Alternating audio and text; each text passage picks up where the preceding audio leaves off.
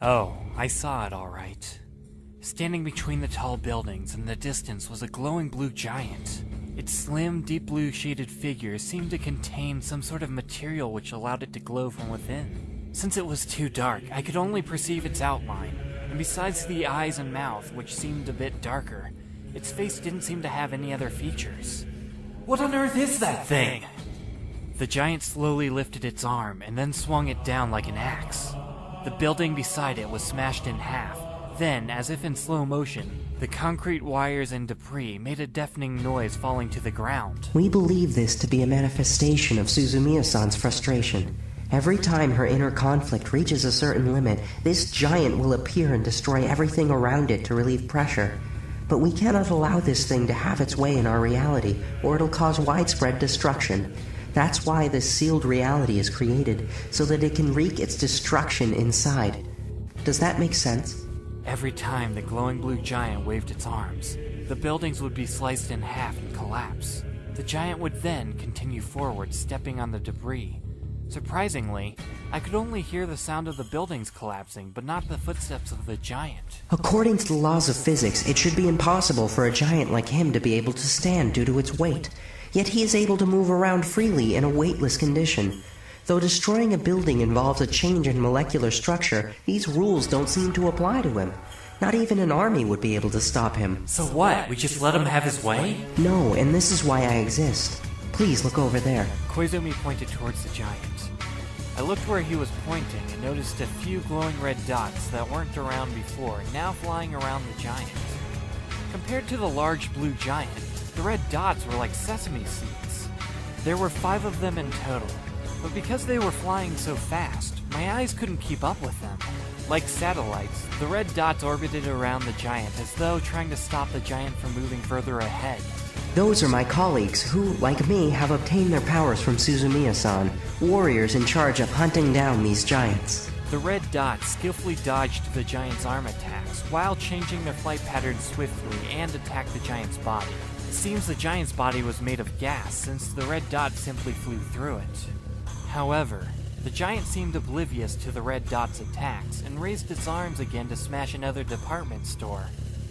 No matter how the red dots attacked, the giant didn't seem to be stopping. Red laser-like beams now penetrated the giant's body non-stop, but as I was too far away, I couldn't figure out the extent of the damage it had sustained. One thing was certain, though. The red beams didn't create any holes in the giant's body. Right, I think I should join them now. Koizumi's body started to glow red, and soon his entire body was covered in a large red glowing sphere. Standing before me was no longer a human, but a large glowing ball.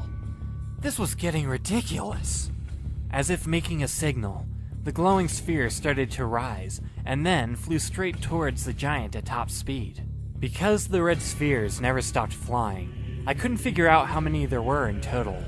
But there shouldn't have been more than 10, including Koizumi. They bravely flew towards the giant's body, but all they could do was fly straight through it. If the giant was hurt by this, it didn't show it. As I was thinking that way, one of the red spheres suddenly approached the giant's wrist and circled it. The next moment, the giant's hand was sliced clean off. The masterless hand fell towards the ground and gave out a mosaic glow, started to become transparent, and then disintegrated like snow melting under the sun. I guess the blue smoke coming out of the giant's severed wrist must have been its blood. The scene in front of me was truly the stuff of fantasy. The red dots seemed to have changed their attacking style of charging towards the giant. They approached the giant like a bunch of fleas surrounding a dog. The red beam sliced through the giant's face, and its head came falling down. After that, its shoulder fell as well, followed by its upper torso, leaving behind a weird shape. The fallen pieces began to give out that characteristic mosaic glow, then disintegrated and vanished. Since the giant was standing in a large piece of land without any obstacles around, I was able to see the whole process from beginning to end. When the giant's upper torso fell off, its remaining body also began to disintegrate, finally dissolving into particles no bigger than dust and spreading over the debris. Once the red dots floating above made sure their work was done, they started to fly off in all directions. Most of them disappeared at once. Only one flew towards me, finally landing on the rooftop of the apartment complex. The red sphere slowly lost its glow, and finally, Koizumi stood before me, waving his hair pretentiously with his usual smile. Sorry to keep you waiting. He didn't sound exhausted at all. Finally, I'd like to show you something interesting. Koizumi pointed at the sky. I half suspiciously raised my head, and in the gloomy gray skies, I saw it. Right above where the giant first appeared was a crack, like that of a hatching bird trying to break through its eggshell. The crack began to spread rapidly like a spider web. Following the blue creature's destruction, the sealed reality will also be destroyed. It's like a magic show. As Koizumi finished his explanation, the large cracks now covered the world ahead, like being covered in a metallic net. The net margins started to narrow until they became as small as black curvy lines. Then, at that moment, crack! Actually, I didn't really hear any sound. It was just my brain trying to simulate the sound of glass cracking. A light penetrated from a point in the sky, and then spread out in all directions in a sphere. I felt the light shower downwards. No, that's not the right wording. It was more like the opening of the retractable roof of the Tokyo Dome Stadium, all within a few seconds. The difference is this roof covered all the buildings under it. A loud bustling noise started to rumble in my eardrums, and I covered my ears instinctively. But that was because I stayed in a world of silence for quite some time and couldn't adapt quickly. When I listened more carefully, it was the usual bustling sound of traffic in the streets. The world had reverted back to its original state. There were no collapsed buildings, no gray skies, and no glowing spheres flying through the air. The road was full of vehicles and people. A familiar orange glow could be seen through the gap between buildings. The world seemed grateful at the reception of such warmth, and left long shadows behind. The breeze blew softly. Now, do you understand? Koizumi asked me this as we boarded the taxi, which seemed to magically stop before us right after we left the apartment block. When I looked, I realized it was the same driver as before. No, I don't understand. I knew you'd say that. Those blue creatures, we call them avatars, but as I've told you before, they're greatly related to Suzumiya-san's mental condition. We're the same, of course. Once a sealed reality appears, once the avatars begin their movement, we'll be able to use our powers. We can only use those powers within the sealed reality. Right now, I'm powerless. I silently glanced at the driver's back. I don't know why it's just us who have such powers, but I think it has nothing to do with our identities. It's like winning the lottery. Even though the chances may be low, there's bound to be someone winning. I just happen to be the one stabbed by the random spear. How unlucky I am. He smiled forcefully. I remained silent because I didn't know what to say. We cannot allow the avatars to move freely. Why is that? Because the more these avatars damage, the larger the sphere of the sealed reality will grow. The one you just saw was a smaller one. If we leave them unattended, they will continue to grow until they cover the whole nation, even the whole world.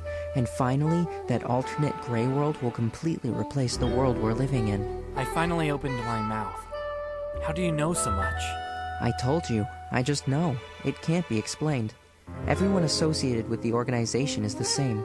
One day they just suddenly knew everything about Suzumiya-san and how she could affect this world, as well as realizing that since they now had supernatural powers, they couldn't just allow the sealed reality to continue untouched. When normal people learn of this kind of thing, they would normally want to see if they could be of any help. If we hadn't done anything about it, the world as we know it would have been destroyed. And that'd be troublesome. Koizumi fell silent after mumbling these words. Before I reached home, we just quietly sat and watched the view go by the window. The car stopped, and as I stepped out, he spoke again. Please pay attention to Suzumiya-san's actions. Her supposedly stable mental state has now begun to show signs of rapid change. It's been quite a while since something like today has happened. Whether I observe or not, she'll still become like that, right? Frankly, I don't know either. But I find it to be a good idea to leave everything to you, since some of my companions tend to think about things in a much too complex way. Before I could reply, Koizumi stuck his head back inside the open door and shut it. As I watched the legendary phantom taxi drive off into the distance, I suddenly felt very foolish, so I went back inside.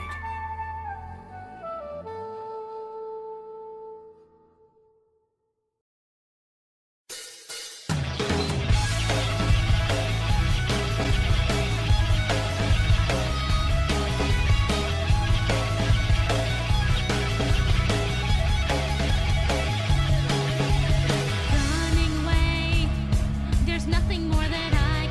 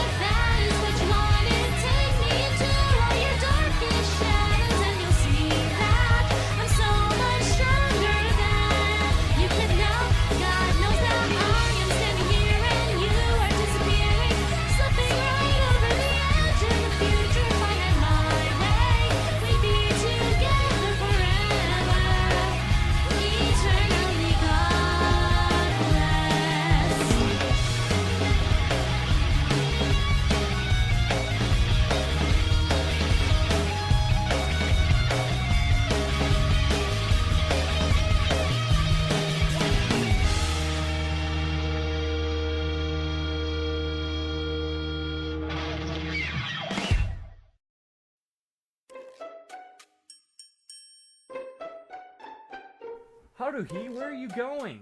We have to do a disclaimer so we don't get into legal trouble. But we already did one! Besides, no one would dare mess with the full might of the SOS Brigade, so we can do whatever we want. I guess I'm doing the disclaimer this time. Okay, listen up. This is a fan-made production only. We do not pretend to own the Melancholy of Haruhi Suzumiya, or any of its characters. Nor do we own the images or music contained within this project. So please, don't ban us. I don't want to see what Haruhi would do if that were to happen. It's not worth the end of the world, is it?